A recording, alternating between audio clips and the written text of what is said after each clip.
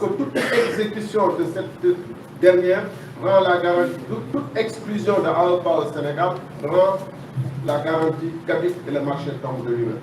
On ne peut pas donner une garantie souveraine à une entreprise espagnole. Surtout que c'est l'entreprise sénégalaise qui a tout démarré et la banque le dit dans ses correspondances au gouvernement. Ainsi, AEPA EPC n'a en aucune manière engagé ses ressources.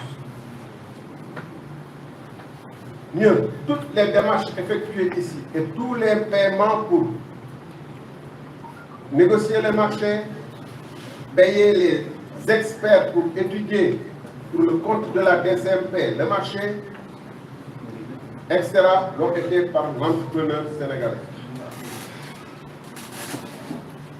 Par ailleurs, les ressources qui servent à l'exécution du marché ont la caractéristique de deniers publics, comme l'a d'ailleurs relevé la Chambre administrative de la Cour suprême dans son ordonnance numéro 24 rendue le 21 février 2024, par laquelle elle considère que les interpellations formulées par la Banque Santander laissent entrevoir un soupçon de prévarication des deniers publics sénégalais. Maintenant, je vais vous entretenir un petit moment sur la position de la Banque Santander et du risque pour le Sénégal.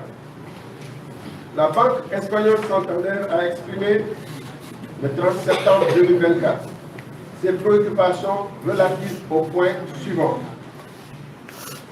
L'éligibilité de la société AEPA EPC à la garantie souveraine de l'État en cas d'éviction de la partie sénégalaise, c'est-à-dire AEPA Sénégal.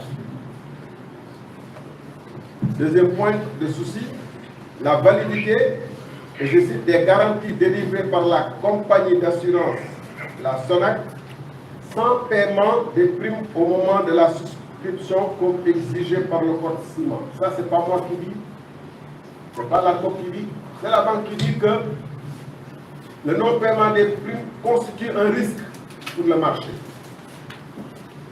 Je répète, la validité des garanties délivrées par la compagnie d'assurance SONAC sans paiement des primes au moment de la souscription comme exigé par le code ciment. Troisième point de préoccupation pour la banque, la gestion financière du contrat. En termes diplomatiques, sous contrat, l'argent du contrat, là, sa gestion de pose des préoccupations. Et elle a fait part de ses vives inquiétudes en précisant avoir saisi l'entreprise AEPA EPC pour lui demander des éclairages sur différents points, notamment la destination et l'utilisation des sommes mises à sa disposition au titre d'avance de démarrage des travaux, tout en déclarant n'avoir pas reçu de réponse de l'entreprise AEPA EPC, l'entreprise espagnole, à sa demande d'information. Je crois qu'on peut être plus clair sur les risques auxquels on est exposé et sur le fait que la banque elle-même a des réserves, pour ne pas dire des inquiétudes sur l'utilisation de l'argent. Le détournement de fonds publics sénégalais a été la possibilité de détournement de fonds publics sénégalais a été donc évoquée de manière implicite aussi bien par la Banque Santander que par l'Agence espagnole de crédit à l'exportation, qui ont la particularité d'être des structures qui partagent la même nationalité que AEPA EPC. C'est dire donc que les institutions de droit espagnoles se sont révélées plus soucieuses de la préservation de ces deniers que l'État du Sénégal. Pour quelle raison?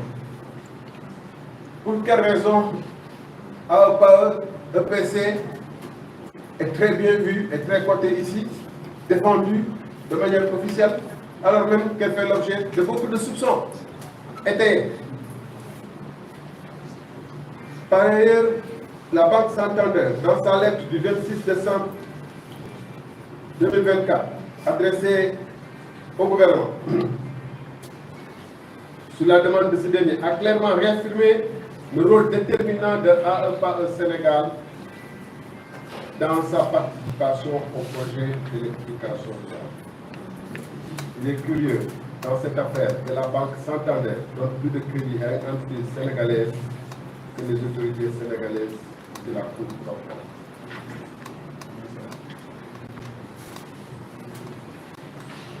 Il est aussi curieux que cette entreprise sénégalaise ait eu le droit de son côté à chaque fois que c'était des institutions de régulation de justice qui ont été saisies, pas des politiques.